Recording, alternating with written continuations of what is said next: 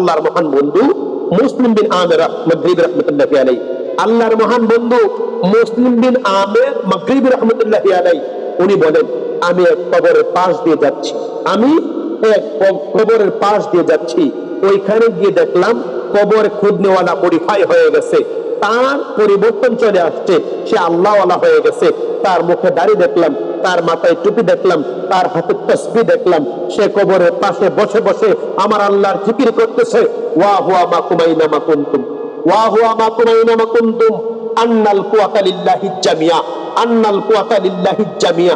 আমি আশ্চর্য হয়ে গেলাম। আমি কবর খুদনেওয়ালার কাছে গিয়ে বললাম, ভাই আপনি এত পরিবর্তন কিভাবে হয়ে গেলেন? আপনাকে কয়েকদিন আগেও আমি দেখলাম আপনি ইয়াবা খান, আপনি নেশা করেন, আপনি নেশাগ্রস্ত, আপনি শরাব খান, আপনি কবর খোদার পরে যে পারিশ্রমিক পাইতেন ওই পারিশ্রমিকের টাকা দিয়ে আপনি নেশা করতেন, আপনার মধ্যে একটা পরিবর্তন কিভাবে চলে আসছে? আল্লাহু আকবার। ওই কবর খুদনেওয়ালা বলতেছেন, হুজুর আমার জীবনে এমন একটি পরিবর্তন চলে আসছে যে পরিবর্তন আসবে আমি কল্পনা করতে পারি নাই। আমার আল্লাহ পাক রব্বুল আলামিন, আল্লাহ পাক রব্বুল আলামিন যাকে হেদায়েত দান করেন তাকে দুনিয়ার মানুষ তাকে ইসলাম থেকে দূরে সরাতে পারে না। আর যদি কাউকে আমার আল্লাহ পাক রব্বুল আলামিন পথভ্রষ্ট করতে চায়, দুনিয়ার কোনো মানুষ তাকে হেদায়েত দান করতে পারে না। ইয়া মুকাল্লিবাল কুলুব সাব্বিত কলবি আলা দীনিকা, রাসূল পাক সাল্লাল্লাহু তাআলা আলাইহি ওয়াসাল্লাম এই দোয়া বেশি বেশি পাঠ করার জন্য আমাদের উৎসাহিত করেছেন। কেননা আমাদের দুই আঙ্গুলের, আল্লাহর দুই আঙ্গুলের মাঝখানে আমাদের কলব। আল্লাহ যাকে খুশি তাকে দিনের আলোতে প্রবেশ করান, যাকে খুশি তাকে দিন থেকে বার করে দেন। আল্লাহু আকবার। মুসলিম আমের মাগরিবি রাহমাতুল্লাহি আলাইহির কাছে ওই কবর খুদনেওয়ালা বলতেছেন, হুজুর আমি কবর একদিন তিনটি কবর আমি খুঁজলাম। তিনটি কবর খোঁজার পরে আমার মধ্যে একটি ক্লান্ত চলে আসছে, আমার মধ্যে দুর্বলতা চলে আসছে। আমি দুর্বলতা অনুভব করে আমি ওই কবরের পাশে বসে গেলাম। এমন সময় আমার আল্লাহ পাক রব্বুল আলামিন আমাকে এমন রহমত, এমন নিয়ামত দান করেছেন, ফাজালনাহু সামিয়ান বাসীরা, ফাজালনাহু সামিয়ান বাসীরা। আল্লাহ পাক রব্বুল আলামিন আমার শ্রবণ শক্তি বৃদ্ধি করে দিয়েছে, আমার দৃষ্টি শক্তি বৃদ্ধি করে দিয়েছে। আমি দেখলাম আকাশ থেকে একদল ফেরেশতার একটি কাফেলা চলে আসছে। তারা ওই কবরের পাশে দাঁড়িয়ে গেল। প্রথম কবরের পাশে দাঁড়িয়ে ওই ফেরেশতাদের দলের মধ্য থেকে কয়েকজন ফেরেশতা এক ফেরেশতাকে বলতেছেন, লিডার ফেরেশতাকে বলতেছেন, যার হাতে রেজিস্টার ছিল, যার হাতে খাতা ছিল, তাকে বলতেছেন, হুজুর প্রথম কবরের বাসিন্দার সাথে আমরা কি ব্যবহার করব? ওই ফেরেশতাদের লিডার নেতা বলতেছেন, এই কবর একজন জান্নাতি ব্যক্তি, এই কবর একজন আল্লাহওয়ালা ব্যক্তি। ওই কবরে যখন ওই ব্যক্তিকে প্রবেশ করানো হবে, তার কবরকে 12 ক্রোশ তথা 30 মাইল প্রস্থ, 30 মাইল লম্বা একটি বালাখানা, একটি প্রাসাদ তৈরি করে দিবা। আল্লাহু আকবার। আমি আশ্চর্য হয়ে গেলাম। দ্বিতীয় কবরের পাশে ওই ফেরেশতার দল দ্বিতীয় কবরের পাশে গিয়ে দাঁড়ালো। তাদের মধ্যে কয়েকজন ফেরেশতা বলতেছেন, হুজুর আমাদের দ্বিতীয় কবরের বাসিন্দা যিনি আসবে তার সাথে আমরা কি ব্যবহার করব? ওই ফেরেশতা, হেড ফেরেশতা, লিডার ফেরেশতা বলতেছেন, এই কবরের বাসিন্দার সাথে ভালো ব্যবহার করবা, সেও আল্লাহওয়ালা, সেও জান্নাতি। তাকে কবরস্থ করার পরপরই তোমরা তার কবরকে 40 ক্রোশ তথা 100 মাইল প্রস্থ, 100 মাইল লম্বা, 100 মাইল প্রস্থ, 100 মাইল লম্বা বিশাল একটি প্রাসাদ, একটি বালাখানা তৈরি করে দিবা। তৃতীয় কবরের পাশে ওই ফেরেশতার দল গিয়ে দাঁড়ালো এবং হেড ফেরেশতাকে বলা হলো, হুজুর এই তৃতীয় কবরের বাসিন্দা যিনি আসবে তার সাথে আমরা কি ব্যবহার করব? এবার হেড ফেরেশতা বলতেছেন, ওই ব্যক্তিকে কবরস্থ করার সঙ্গে সঙ্গে এই পাশের মাটি বাম পাশের মাটি ডান পাশে চাপা দিবা, ডান পাশের মাটি বাম পাশে চাপা দিবা, এমন সংকীর্ণ কবর করে দিবা যেন তার বাম পাশের হাড্ডি ডান পাশে চলে যায়, ডান পাশের হাড্ডি বাম পাশে চলে যায়। আমি আশ্চর্য হয়ে গেলাম। ওই ফেরেশতারা বলতেছেন, সে হচ্ছে জাহান্নামী, জাহান্নামীর কবর আল্লাহ তার জন্য আযাব নিযুক্ত করে দিয়েছেন। আল্লাহু আকবার। ওই কবর খুদনেওয়ালা বলেন, আমি ইন্তজার করতেছি, আমি অপেক্ষা করতেছি, আমি ইন্তজার করতেছি, অপেক্ষা করতেছি কোন ব্যক্তি কে আসে প্রথম কবরে, কে জান্নাতি ব্যক্তি, কে সৌভাগ্য নিয়ে আসবে। আমি অপেক্ষা করতেছি। কিছুক্ষণ পরে দেখলাম 4 জন ব্যক্তি একটি খাটিয়া নিয়ে আসছে, 4 জন কাঁধে নিয়ে আছে, আর তিনজন পিছন দিয়ে আল্লাহর জিকির করতে করতে নিয়ে আসতেছে, লা ইলাহা ইল্লাল্লাহ, লা ইলাহা ইল্লাল্লাহ, লা ইলাহা ইল্লাল্লাহ। আমি আশ্চর্য হয়ে গেলাম। 7 জন মানুষ কবরের বাসিন্দাকে নিয়ে আসছে, জানাজা দিবে। তার পূর্বে আমাকে জিজ্ঞাসা করা হলো, এই কবর খোঁজনেওয়ালা, কোন কবর খালি আছে কি? আমি বললাম হ্যাঁ হ্যাঁ আছে। তারা বলল, কত টাকা তোমাকে পারিশ্রমিক দিতে হবে? আমি বললাম 1000 টাকা। তারা আমাকে 7 জনে মিলে 1000 টাকা দিলেন। আমি 1000 টাকা পাওয়ার বিনিময়ে প্রথম কবরটা তাদেরকে দিয়ে দিলাম এবং তাদের সাথে উজু করে জানাজার নামাজে অংশগ্রহণ করলাম। কেননা একজন জান্নাতীর জানাজায় এবং অংশগ্রহণ করব, আমার কপাল কত বলে হুজুর। আমি জানাজা নামাজ কমপ্লিট করে তাদের সাথে ওই লোকটাকে কবরস্থ করে 7 জন মানুষ যখন চলে যাচ্ছে, সবার শেষে যে ব্যক্তি 40 কদম অতিক্রম করে যে ব্যক্তি যাচ্ছে, আমি তাকে হাত হাতে ধরলাম, ভাই আপনি তো বলেন এই লোকটা কি আপনার বাবা হয়? লোকটি বলতেছে না। লোকটা আপনার ভাই হয়? ওই ব্যক্তি বলতেছে না, আমার ভাই হয় না, আমার মহল্লার একজন দুর্বল, একজন গরিব ব্যক্তি, যার সাথে মানুষ ঠিক মতো কথা বলতো না, যার ছেঁড়া জামা ছিল, মানুষ তাকে কোনো অনুষ্ঠানে, ভালো অনুষ্ঠানে, বিয়ার অনুষ্ঠানে দাওয়াত দিত না, বিবাহের অনুষ্ঠানে তাকে দাওয়াত দিত না। ওই লোকটা সমস্ত আমার এলাকায় বড় বড় টাকাওয়ালা পয়সাওয়ালা ব্যক্তি ছিল, তারা সবাই যখন ঘুমিয়ে যাইতো, ওই দুর্বল ব্যক্তিটা গভীর রাত্রে আমার আল্লাহর দরবারে হাত তুলে মোনাজাত করতো আর বলতো, আল্লাহ তুমি আমার মনিব, আমি তোমার চিরদিনের গোলাম। আল্লাহ তুমি আমার মনিব, আমি তোমার চিরদিনের গোলাম। এই কথা বলে বলে কান ধরে ধরে আমার আল্লাহর দরবারে কাঁদতো আর বেশি বেশি ইস্তেগফার করতো, বেশি বেশি রাসূল পাক সাল্লাল্লাহু তাআলা আলাইহি ওয়াসাল্লামের উপরে দুরূদ শরীফ পড়তো। এবার ওই কবর খুঁজনেওয়ালা ব্যক্তি বলতেছেন, ভাই এই লোকটা জান্নাতি, আল্লাহু আকবার, এই লোকটা জান্নাতি, আল্লাহু আকবার।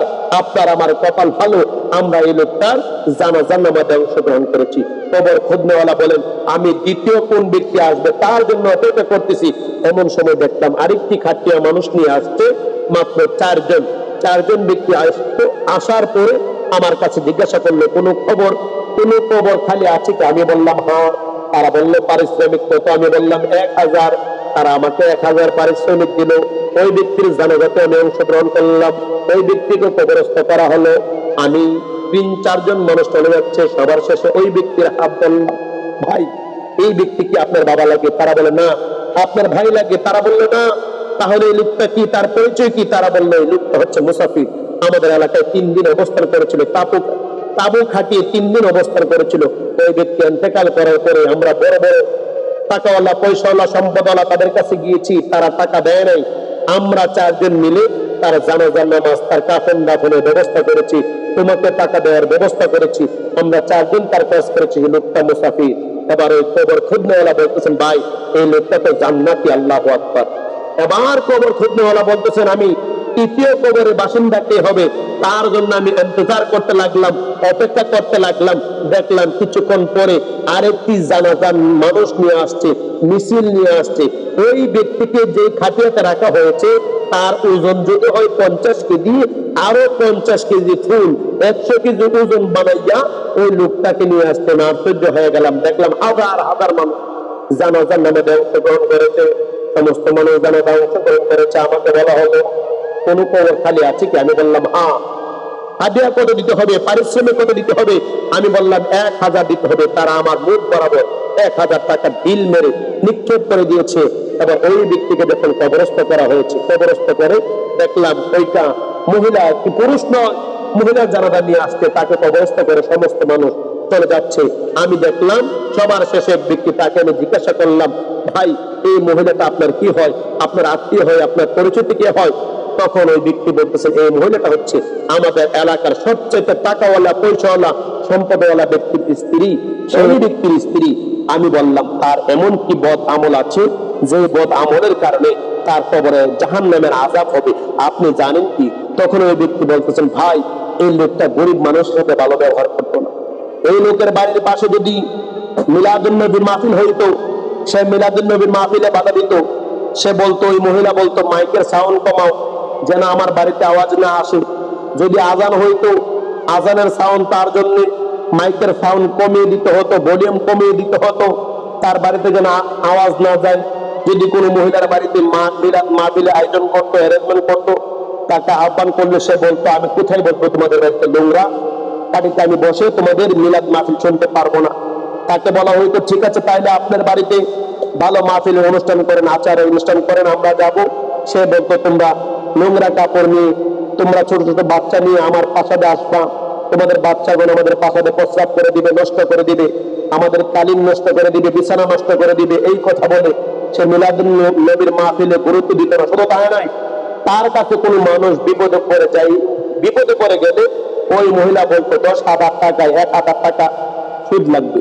ওই মহিলা সুদের কারবার করতো, 10,000 টাকায় 1,000 টাকা তারকে প্রতি মাসে সুদ দিতে হতো, অতিরিক্ত দিতে হতো। এরকম সে বিভিন্ন মহিলা, অসহায় মানুষ, তার মেয়ে বিবাহ দিতে পারতো না, সন্তানের পড়াশোনার দায়িত্বে টাকা খরচ করার কারণে ওই মহিলার কাছ থেকে টাকা চাইতে গেলে তারা বলতো 10,000 টাকার বিনিময় 1,000 টাকা তাকে প্রতি মাসে অতিরিক্ত দিতে হবে। এই কাজগুলো ওই মহিলা করত। তখন কবর খুদনেওয়ালা বলল, ভাই এই মহিলা তো জাহান্নামী হয়ে গেছে, আল্লাহ তার উপরে আযাব নাযিল করেছে তার কবরে। এখন এই মুহূর্তে ফেরেশতারা তার কবরের ডান পাশের মাটি বাম পাশে নিয়ে যাচ্ছে, বাম পাশের মাটি ডান পাশে নিয়ে গেছে। তার কবর এত সংকীর্ণ করেছে বলা বাহুল্য। এই কথা বলে ওই কবর খুদনেওয়ালা বলেন, হঠাৎ করে আমার কানের ভিতরে ওই মহিলার চিৎকার, ওই মহিলার আওয়াজ চলে আসছে, যে আওয়াজের কারণে আমার অন্তরে এমন পরিবর্তন হয়ে গেল, এমন পরিবর্তন হয়ে গেল। ওই দিনের পর থেকে হুজুর আমি আর কোনোদিন নামাজ ছাড়ি নাই। ওই দিনের পর থেকে আমি আর কোনোদিন নেশা খায় নাই, বাবা খায় নাই, ইয়াবা খায় নাই, আমি আর শরাব খাই নাই। ওই দিন থেকে আমি আল্লাহর প্রতি পাগল হয়ে গেলাম, ওই দিন থেকে আল্লাহর দেওয়ানা হয়ে গেলাম। আমার ভাইয়েরা, আমাদের সমাজে এমন কিছু মহিলা আছে যারা 10,000 টাকার বিনিময়ে 1,000 টাকা প্রতি মাসে তাকে অতিরিক্ত দিতে হয়। তার কাছে যদি 1 লক্ষ টাকা থাকে, সে 1 বছরে 1,20,000 টাকা গরিব, অসহায়, দুর্বল মানুষের কাছ থেকে অতিরিক্ত নেই। এই জন্য আমি তোমাদেরকে বলবো, আমার মা বোনদেরকে বলবো, সাবধান, এই কাজ করা থেকে বিরত থাকুন। এই কাজ জঘন্য কাজ, এই কাজ খারাপ কাজ। আপনাকে আমাকে এই দুনিয়ার মায়া ছেড়ে চলে যেতে হবে। কেহ আমরা এই দুনিয়াতে থাকবো না। এই দুনিয়ার ধন সম্পদ আপনার আমার কোনো কাজে আসবে না। একমাত্র যিনি কাজে আসবে তিনি হচ্ছেন রব্বুল আলামিন, রাহমাতুল লিল আলামিন। আল্লাহর প্রেমে পাগল হতে হবে, রাসূল পাক সাল্লাল্লাহু তাআলা আলাইহি সাল্লামের প্রেমে দেওয়ানা হতে হবে। এই জন্য বেশি বেশি ইস্তেগফার করতে হবে, বেশি বেশি রাসূল পাক সাল্লাল্লাহু তাআলা আলাইহি ওয়াসাল্লামের প্রতি দরুদ শরীফ পড়ুন। বিশেষ করে হাদিস শরীফের মধ্যে আসছে, রাসূল পাক সাল্লাল্লাহু তাআলা আলাইহি ওয়াসাল্লাম বলেছেন যে পবিত্র কালামুল্লাহ শরীফের 66 নম্বর সূরা, সূরা মুলক 30 নম্বর আয়াত, 30টি আয়াত বিশিষ্ট এই সূরা যে মহিলা পুরুষ সবাই সর্বদা পাঠ করবে, এই সূরাটির সাথে ভালোবাসা সম্পর্ক সৃষ্টি করবে, আল্লাহ পাক রব্বুল আলামিন ওই সূরাকে তাকে কবরে আযাব থেকে নাজাতের ফয়সালা করার জন্য ওই সূরাকে পাঠিয়ে দিবে। শুধু তাই নয়, জান্নাতে যাওয়া পর্যন্ত ওই সূরাটি পবিত্র কালামুল্লাহ শরীফের ওই সূরাটি ওই ব্যক্তিকে শাফায়াত করার জন্য কাজ করবে। আল্লাহ পাক রব্বুল আলামিন আপনাকে আমাকে বোঝার সঠিক বুঝ দান করে। সকলে বলে আমিন। ওয়া আখিরু দাওয়ানা আলহামদুলিল্লাহি রাব্বিল আলামিন। আসসালামু আলাইকুম ওয়া রাহমাতুল্লাহি ওয়া বারাকাতুহু।